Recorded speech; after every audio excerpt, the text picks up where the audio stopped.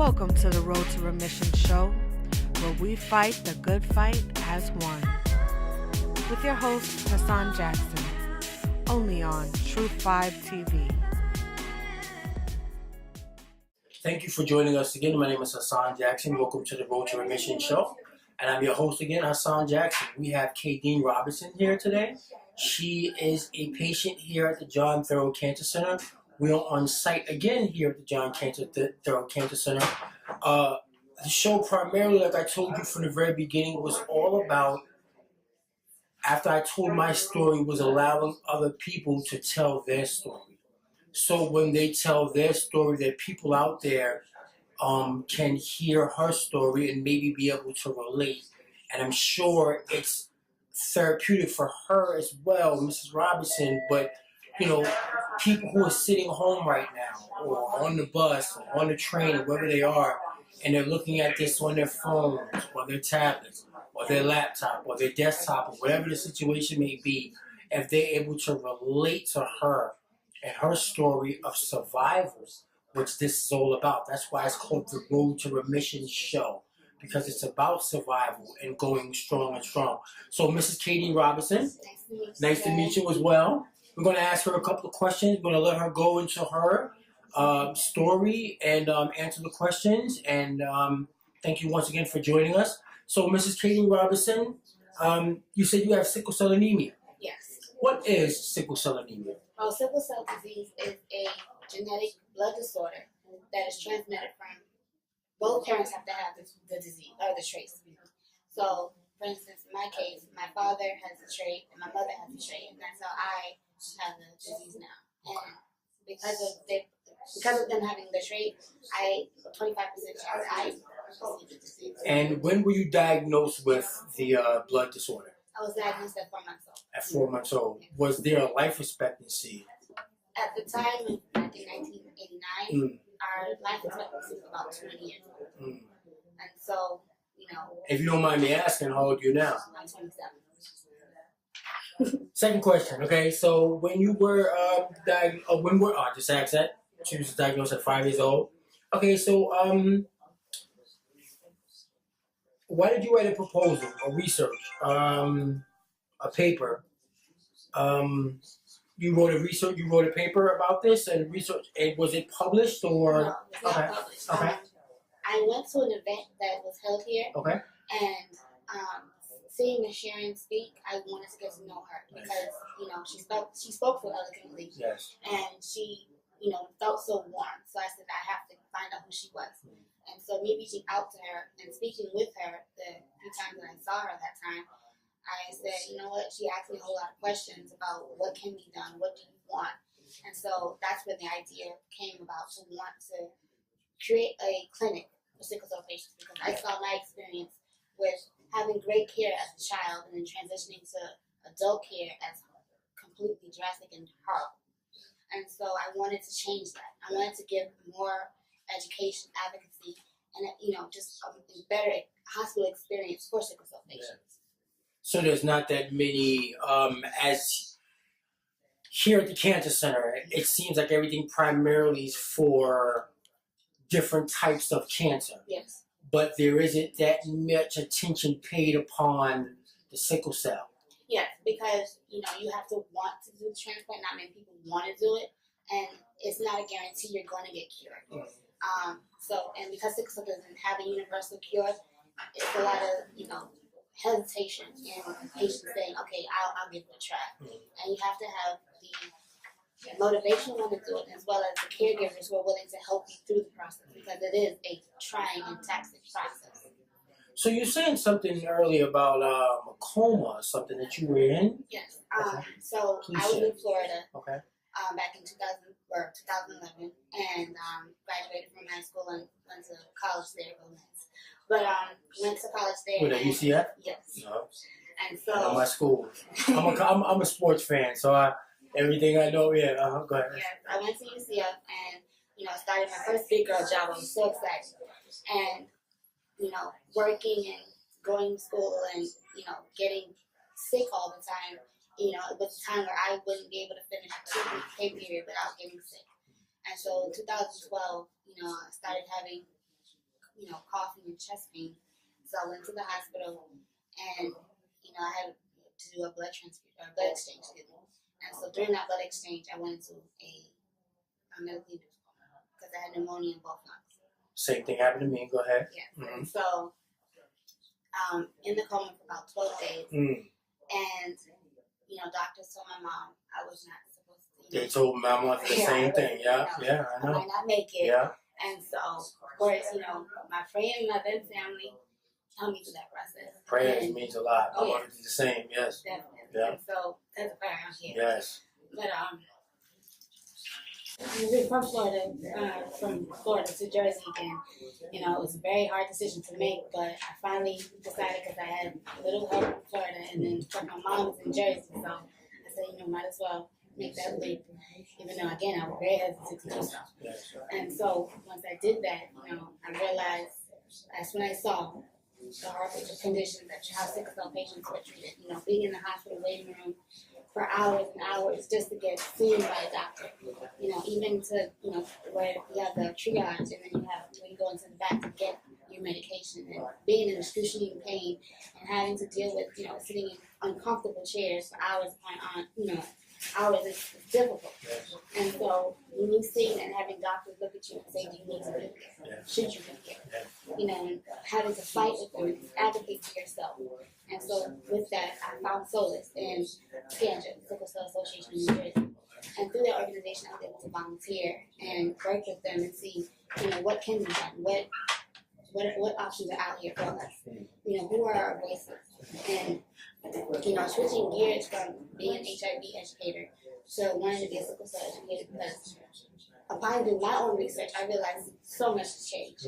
Yeah. The medication that I was on, not many people can take the medication because it doesn't necessarily work for everyone. That's right. And so, and that's the only medication on the market now for sickle cell patients, hydroxyurea. So with that being said, what is out there for us? What's new research going on? What are new treatments that are happening for us? And so, wanting to do better and be better. And so because of SCANJA, I went to an event that they held at the Sickle Cell Symposium and up at Liberty Science Center. And that's where I met Dr. Alvin. And he gave a presentation on transplants and transplant options for sickle cell patients. And you felt like there was some hope? No. For you? No. Okay. No. Okay. I was totally against it. Okay. And, my mother came to me and said, Katie, they have something she was so excited about. Yeah. And I immediately said no, because I knew what I knew. Yeah. And I knew there was no universal cure. So for somebody to come and tell me that there are possibility of a it's cure. like food goal or something like that. Yeah. Exactly. Yeah. So I said no. Yeah. So we fought for once, even though I met with him. You're stubborn like I am. Yes. I fought with my mother too. I met with him the following month. We tested myself, my sister, and her to see, who would be a potential match. For my sister, they said that the better option, for a better outcome, is to have a sibling match. And so meeting with him and him explaining the process, I was not convinced at all. So let me ask you. So you have to get the transplant. You have to get a blood or something from someone else that is in the same trait as your family, and put it inside your body for you to not be cured but overcome. Yes. Your ailment. Yes. Okay. So the way that works is that they have to do an HLA match to see which antibodies work best. So my sister would have been the best option. Okay. However, she wasn't, because so they had to go and find another donor. And they searched the national database, worldwide and of course in the United States. And my donor now is an 8 out of 10 match to myself. And so, they told me at that time that, once we're going to keep trying to find someone, but for now, this is the best one we have. And because Dr. Giulio is a pediatric hematology oncologist, he referred me to my doctor who I have now, Dr. Scott Raleigh, who is awesome, love him to death. We sat with him again, and my mom sat with me again. We were fighting back and forth for a few months about, what to do, how can we do, even though I had the results of the HLA match in my hand already. They had called me and I said, she told me about it, and I'm like, I don't want to do this. And so she declared to me one more time, what do you have to do? And so I went into the appointment with Dr. Roberts with an open mouth. And like I said, his bedside manner, his humor was phenomenal. Yeah, that's how I felt with my, yeah. I could not really thought him, more because he's awesome. Yeah. And he saved my life. Yeah, yeah. Let me ask you a question. So in your coma, Yep. I was in a coma too, and I didn't believe in out-of-body experiences until I actually got into my coma. Did you have any out-of-body experiences or epiphanies or revelations or anything that you that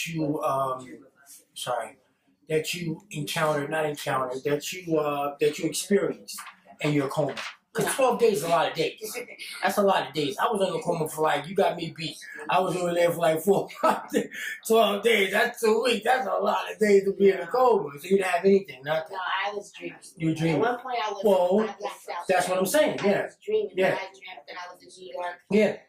Just it's almost like driving in a truck. It's almost like in a sense you have your light flash in front of your eyes, almost sort of. No, you had a dream about for that whole time. Yeah, straight dream. Yeah.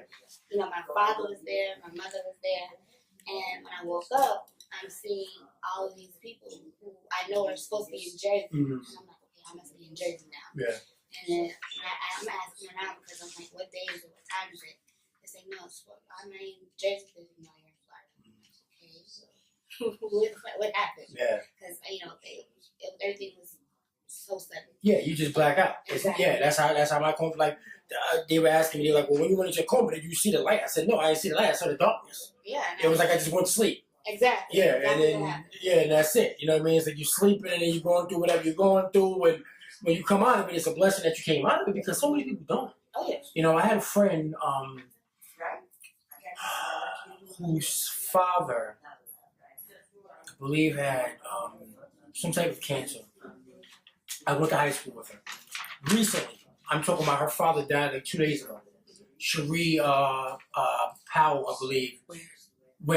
Cherie Ware. And I believe he was here in Hackensack. He came out of the ICU and I reached out to her like, hey, listen, if you want to come to the show to express how, whatever the situation is. So, at first it was looking real positive. And she was talking about, how he came out of the ICU. And then maybe 2 or 3 days ago, she posted that he passed away. We go through so much as being sick people or people who have been diagnosed with some type of ailment that can kill us, and for us to keep fighting just shows your strength. And not only your strength, but the love that your family has for you. Because your mother wasn't going to let you die. Oh, she wasn't. And my mother wasn't going to let me die. Nope. And that's what I tell people. You're not alone in you fighting your disease, whether it be whatever kind of cancer it is, or sickle cell, or whatever it is. You're not alone in fighting with it. And the reality of it, some of us are not going to make it. But, like Sharon said, it starts here first. And if you believe, and you got people telling you that you're not going to die, then 9 times out of 10, you're not going to die. But you can't own that. You can't own that you're sick. You can't feel that you're sick. You can't, oh, woe is me. You got to get up and fight. I just found out today from my oncologist, Dr. Feldman, that I'm still in remission. I'm not gonna lie, I was a little afraid to come in. They talking about you gotta go to isolation. I'm looking like isolation. I feel okay. Why am I going to isolation? So I'm in the room and I'm nervous, and she comes in there with her, and she's like, oh, you're all right, it's a remission, blah, blah, so and I was just relieved, and so, let me see. Okay, so how do you feel about special diets? For sickle cell, for your sickle cell treatment? Well, Or do you have a special diet, I should say? well, no, for most all sickle cell patients, because your iron levels are low, Okay. they want you to be on a high iron enriched diet. And what does that consist of? So leafy greens, green leafy greens, dark greens, spinach, collard greens, anything like lettuce. Romaine lettuce, Romaine yeah. lettuce. Try to be as healthy as possible. If you can handle protein. Anything to keep you healthy. There's no really special diet, but anything that will boost your immune system. Yeah, that's it. That's what I started doing too. Like I love cereal.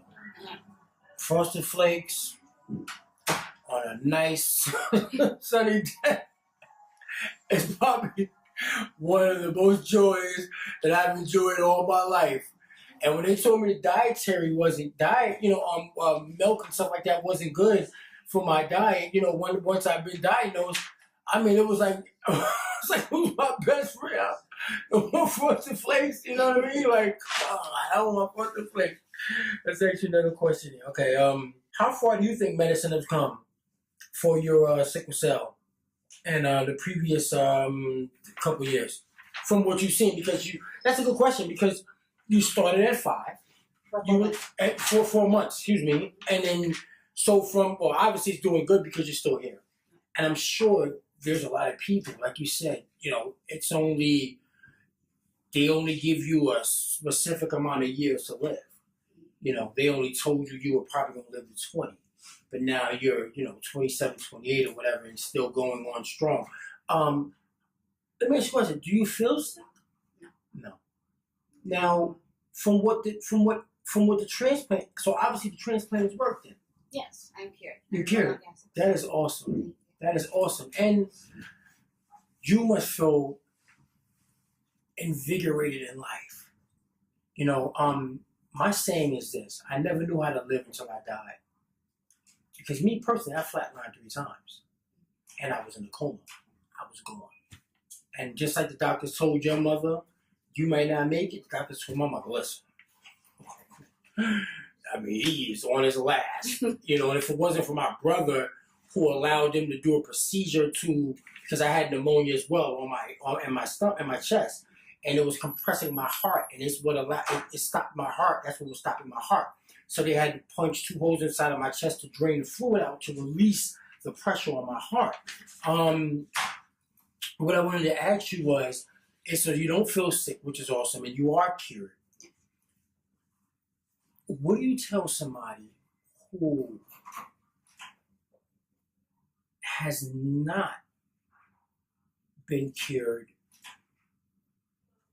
That's the first question. And the second part to that question is, have you lost friends from this disease, from the past when you were coming up in the hospitals and you didn't get to know people? People who are sick, we gravitate toward each other because you know what I'm going through.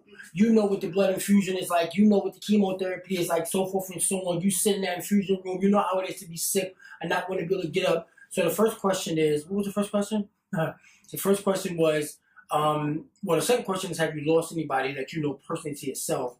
And I wanted to know about that. No, I haven't lost anyone personally. I know, we're living longer now. We're living to our 30s, 40s. That's awesome. And so with that, a lot of changes happen. And one thing about it is that doctors don't really know, especially as adults, about how to treat sickle cell patients, because there's a lot of organ damage to our spleens, our lungs, and so with that, the knowledge needs to happen. Yeah. But personally, I haven't lost anyone because, like I said, we're living longer. Yeah. And to answer your first question, I would tell them, a lot of them, like I said, don't want to do transplants because they're scared by it. They're afraid of what could happen because there's a lot of complications that may happen with it, and they're probably already used to what they're getting now. But you're a walking testament of it. And I'm pro-transplant now. Yeah, of course. And you can give people hope. That's why you're here. And I want to. Yeah, you can give people hope, and people need hope. Because, see, the difference between what you have and what I have is mine is more curable to the point where yours may not be as curable. mine could be in remission, but I'm sure that more people pass away from your sickle cell trait than they do of my T-cell lymphoma. You know, which is just a skin discoloration and lymph node glands a little swollen. You do some chemo, you change up your diet, and you know what I'm saying, 85% of the time you may survive. You know what I mean? So that's awesome that you can tell those people that the transplant does work, and maybe there's some little girl out there that you can help. So have you? So okay, so what do you do now as your profession? Well, right now I'm not working. Okay. You know, I'm in school now. Yeah. However, What are you in school for? I'm getting my master's in public health. Awesome. So when you get out of school, what do you want to do? Well, hopefully, you know, prayerfully, I'm working on trying to get a clinic started here that happens on a John Thorpe Cancer Center because of the amazing doctors that are here. Yeah. You know, I feel as though they will provide the advocacy, the education, and the compassion that sickle cell patients need so desperately. Yeah. That's awesome, and I think that you're going to definitely do that, and I think that you're going to help. Everything happens for a reason. You know, people are linked up for a reason. I met Sharon for a reason. She introduced me to you for a reason. Hopefully somebody that sees this show will say, hey, you know, my cousin or my aunt or something like that. Oh, so I was telling a story. So a friend of mine who is a resident doctor who's a dermatologist, he has a non-profit website in Colorado. Yeah.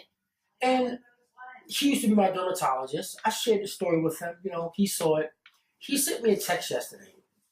And this is why I want to tell you that what you're doing is good. Because I didn't think that what I was doing, I wanted it to touch people, but I didn't know, you know, once you start seeing the results of it, that's when you know you're doing something good. Even though you feel in your heart you're doing it before then, but when you start seeing the substance of it or, you know, the results of it. So he sent me a text yesterday of someone who has breast cancer and that was going through what they were going through from chemo and feeling like they were going to die. But when she saw my first podcast, my first show, it inspired her. And I'm like, damn. And I was going through something last night, you know, and I was going through it. I'm ready to give up. And as soon as I was ready to give up, he texted me and was like, dude, just wanted to show you that what you've already started is starting to touch people way across the United States. And I wanted to tell you that what you're doing by you getting your master's, you're educating yourself first, they're going to gobble you up because you've already gone through it. And not only do you have the information that you've achieved by learning it through the books, but you have the physical aspect of it, of going through it yourself. And you can go through it. It's like they used to say, the old saying that the old guys used to say, have street smarts and have book smarts. Not that this is street smarts, but you've gone through the sickle cell trait part of it. You know what it was going through the transplant, so you've gone through that. So you can speak from both experiences. Yes. You can say, well, hey, I've sat down and I read about it, but I've also gone through it. And that will allow you to broaden your horizons, to attach you to so many people. And, you know, I look forward to working with you because, you know, she told me, she said, Sharon told me, she said, you know, well, everybody's cancer, but nobody says it. And like you said, awareness has to be brought to the mass of the people that this is something that people are dying from. And the life expectancy is not a long life expectancy. So by saying that is by you allowing you to spread your voice, but to spread the information. And that's why she told me about herself, of course. I mean, my show was all about road to remission cancer, but you know what? If someone is suffering and they're dying, who am I not to spread that out? If 5 people can see this and hear your story, and you can touch 1 or 2 or 3 or 4 or 5 people, or 5 people, you've done your job. And that's what I want to do. So I've done my job by helping you, and you're going to do your job by helping other people, and we can help as many as we possibly can. So I want to thank you for being my guest on my show today. And any other time that you want to come on back, you let me know. We'll keep on spreading the information and doing the best that we can to save as many lives as we can. And God has definitely blessed you. And we'll thank your mom, too, for keeping on praying with you and making sure that you was not going past. Just like Mom wanted the same thing. And I want to thank you for tuning into the Road to Remission show. My name is Hassan Jackson. Thank you once again and have a good night.